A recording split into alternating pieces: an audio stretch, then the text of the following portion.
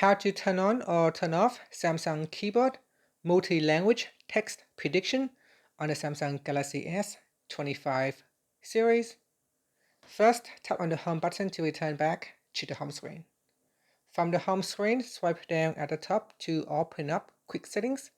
In here, tap on the settings icon. Once you are in the settings page, scroll down and then tap on General Management. After that, tap on Samsung keyboard settings. Then we scroll down and tap on More Typing options. In here, tap on Multi-Language Text Prediction. Tap on the toggle button to switch it off or turn it on. And that's it. After that, you can tap on the back key, tap on the home button to return back to the home screen. And that's it.